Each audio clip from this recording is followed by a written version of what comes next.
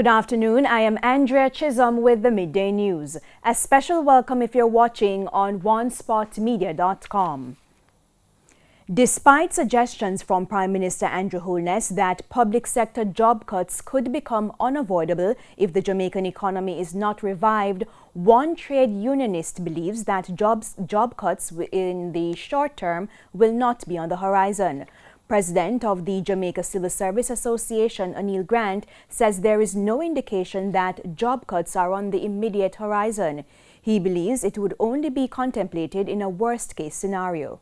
I think what the Prime Minister was doing was actually lining up all the possible scenarios that have to be taken into consideration if the economy, we're not able to restart in, say, 6 months. We take that in stride. We recognize it is one of the what-ifs that has to be looked at seriously and planned for. I'm sure that the recovery team that the Minister is chairing is going to take that into active consideration to ensure that these are properly measured and factored into any decision-making that is going to take place in the not too distant future. For the Jamaica Civil Service Association, we have received tacit assurance that there is no likelihood of any cuts in the public sector in the next month or two. What happens in July is something that we will have to look back at again to determine whether or not the economy is now on a path of getting back to some normalcy. The government is this afternoon being chastised for lifting some COVID-19 restrictions to boost the economy. As we hear in this report from Shane Masters, a political commentator believes the areas which are allowed to reopen will not spur much economic growth. Following the announcement by Prime Minister Andrew Holness regarding the opening of churches and bars, many citizens have labelled the move as premature and the Prime Minister bowing down to pressure. However, that's not the view of at least one opposition member. Spokesman on Health, Dr. Maurice Guy, says from an economic standpoint, some measures had to be taken. But he has one major concern that has to do with the flattening of the COVID-19 curve. The Prime Minister placed a lot of reliance on flattening of the curve, and this would seemingly is what is dictating his decision to reopen the economy. But I am not so sanguine that we have flattened the curve yet. The counter to all of this, however, is that if you open the economy too soon without having a proper status of where we are, then we run the risk, as has happened in, say, for example, South Korea, where they have reopened the bars and they saw a spike in the number of cases, which have caused them to reverse that decision. But for political commentator Richard Crawford, the government is trying to balance an economic situation with a health crisis. However, he believes that there should be greater synergies with the opposition in dealing with the COVID-19 pandemic. I'm a little disturbed to see the distance between the two of them and the counters and suggestions that run different from the other. When a country like ours is in the state, in the crisis that we are in, to me this thing can only run properly and can only benefit us if the Parliament and all the people of Jamaica are clear on what the program is, what the problems are, and they are all invited to participate in it and be a part of the solution. Mr. Crawford believes that the opening of churches was not really necessary. However, in relation to bars, let's not slam it totally, because some significant amount of money turns over in the bar situation. And I heard the Prime Minister also adding to that the whole issue of slot machines and betting machines, which are part of the arrangement of the bars. So the bars really, in a sense, are an institution. It's going to be an institution which is not going to really, in my view, create significant wealth for the country, but is an activity that will give some respite and some relief to the beleaguered people. In the meantime, Dr. Guy says with a number of positive cases now being asymptomatic, there's a possibility of a spike with the announced reopenings. It's why he says the opposition has been calling for more testing. And unfortunately, we are only utilizing, say, about within the past couple of days, not more than 20%, 10-20% of our testing capability, which is ridiculous. Shane Masters, TVJ News. The Prime Minister has announced shopping days for the quarantine areas of St. Mary while taking on critics about the care package distribution program in the parish. Prince Moore reports.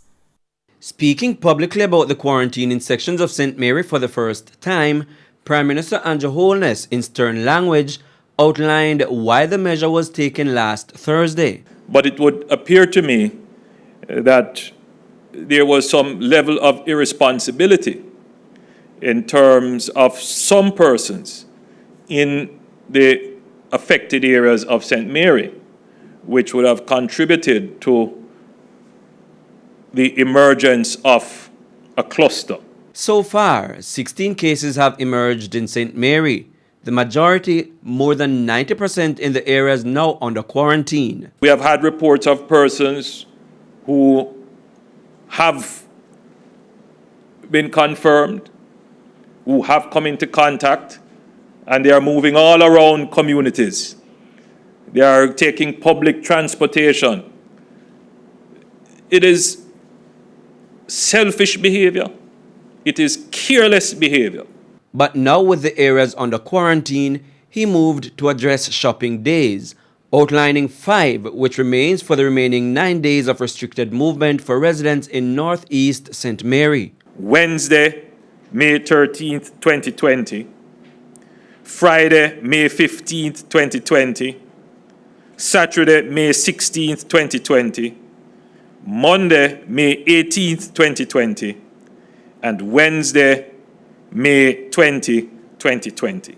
Markets are closed, pharmacies remain open throughout, and businesses which distribute money and food will only open from 8 a.m. to 4 p.m. on shopping days, with restocking allowed on the days before.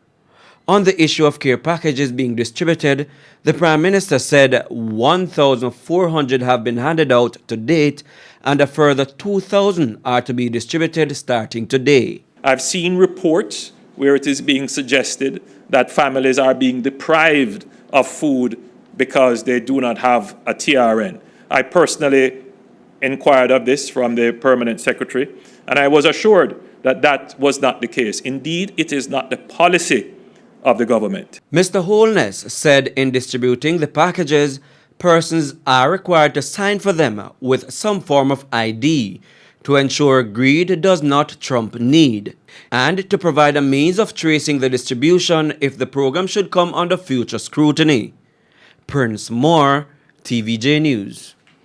At least 192 Jamaicans who were stranded in the United States due to COVID-19 restrictions are set to return to the island this week as part of the government's re-entry program. Speaking at a press briefing, Foreign Affairs Minister Kamina Johnson-Smith said they are expected to return on 2 flights at the Norman Manley International Airport on Wednesday. One will come from Fort Lauderdale and one will come from New York. Both are fully booked. 96 Jamaican nationals in each flight, all returning, having gone through our process with the overseas missions, that is our Consulate General in Miami, our Consulate General in New York, and our embassy in Washington, which have worked together with the Consular Department in Kingston to identify the vulnerable and hardship cases and those persons with particular challenges to return to Jamaica. The returnees are also expected to go straight into a 14-day mandatory quarantine. Approximately 7,500 Jamaicans stranded overseas have applied for permission to return home. On March 24, Jamaica closed its borders to incoming passengers in the fight against the spread of COVID-19. 100 residents returned to Jamaica last Wednesday. And the Foreign Affairs Minister has responded to questions raised about a diplomatic person who arrived in the island last Wednesday. The woman was escorted by 2 soldiers to a waiting SUV and was allowed to leave the airport.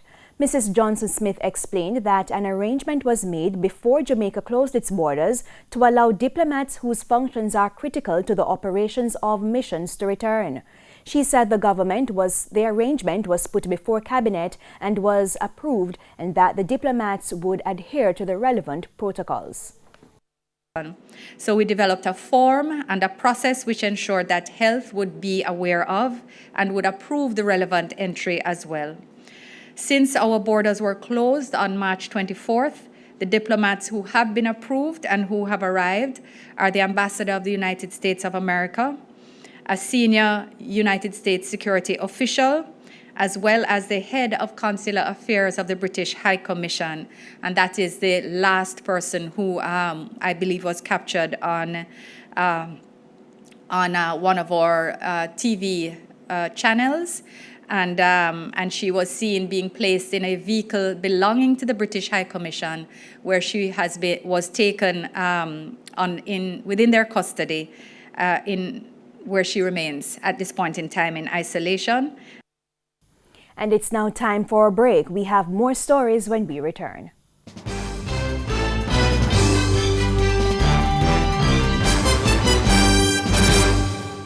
Welcome back, and we're continuing the news.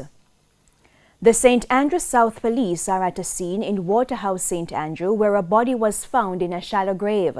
They suspect that more bodies are buried at the location. It's understood that the grave was discovered during a search for missing persons, and we'll have much more on that story in primetime news this evening. To more COVID-related news now, there's a possibility that students who are expected to sit the Caribbean Secondary Education Certificate CSEC exams may do so at a later date. The Caribbean Examination Council CXC announced that the exams will be held in July. But Minister with responsibility for education, Carl Samuda, said given the challenges many students are faced with, Jamaica is not ready to make a commitment to that timeline. And indicated to the ministers of CARICOM that whilst they have decided to go with the exam in July, Jamaica could not endorse that date because, as you can see what has been happening here, as the largest Caribbean island that has been affected, to the extent that we have, our situation is somewhat different to some of the smaller islands, smaller states. So the challenges are much greater, and we don't feel that we could make a commitment to hold those exams in July under the circumstances. A student who was featured on TVJ's Primetime News on April 22 has received another gift from a Good Samaritan. Deandra Beckford, a fourth-form student of Morant Bay High School, recently got a phone with credit and data after explaining that she was struggling with her online classes because she had no technological gadgets to access the material. And yesterday, she got another electronic device. XD Beckford Cleaning Company and A1 Beauty Supply present to her a laptop, a printer, a power surge, inks, papers, and 10,000 Jamaican dollars, a check for 10,000 Jamaican dollars. Because we saw her plight on the news and the two companies decided to assist her, and we did so. And both companies say they intend to keep in touch with Miss Beckford to find out how well she's doing at school.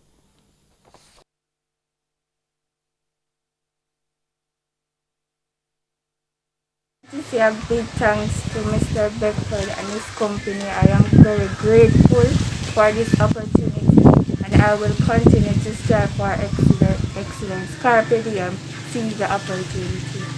And in sports, mending fences. That's one of the short-term goals of 2011 world champion Johan Blake, even as he joins thousands of athletes worldwide whose programs have been brought to a halt due to the COVID-19 pandemic. Karen Madden caught up with the 30-year-old sprinter at his St. Andrew home.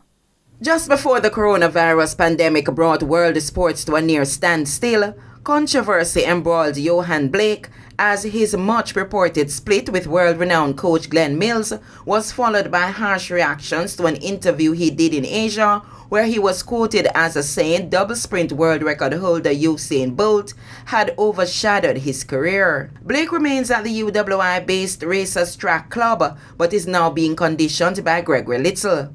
The reigning national 100-meter champion was not the only athlete to leave Mills, but with those athletes going public with their grouses, Mills' most celebrated athlete Usain Bolt launched a stinging tirade against his former training partners. Several months later, the relationship between Blake and Mills remains icy. To be honest, right now we don't speak, but that's going to solve soon because Coach Mills is a really good person. You know, he's a great coach. The former St. Jago High School star was asked if things could have been handled differently. I don't live life through regrets, but I know it could have handled better. You know, so my time, you have to move on. You know, and just sometimes it's just in the manner of how we move on. You know, but I'm happy where I'm at. Gregory Little is doing an amazing job. Meanwhile, much was made of Blake's comments that his career was overshadowed by his former training partner, with Bolt himself taking to social media to make tongue-in-cheek references to the comments. Blake insists he was misinterpreted. I know me and Bolt has been coming a very far way, and we're very good friends up to that point. But if you're running 9.69 and somebody's running 9.58, obviously we're going to look at the 9.58. You know, I would never try anything to disrespect Usain, because coming up in the track and field, he motivated me. The two are no longer in touch. Well, for now. We haven't spoken. You know, now is a difficult time, and I hope one day, you know, we can all have a drink and talk about this and look at it as a silly way, you know. But for now, no. In our next report, Blake talks about the Olympic Games, retirement, and coping with COVID-19. Karen Madden, TVJ Sports. And that's the Midday News. I'm Andrea Chisholm. Join us at 7 for the Primetime News Package. On behalf of the news, sports, and production teams, good afternoon.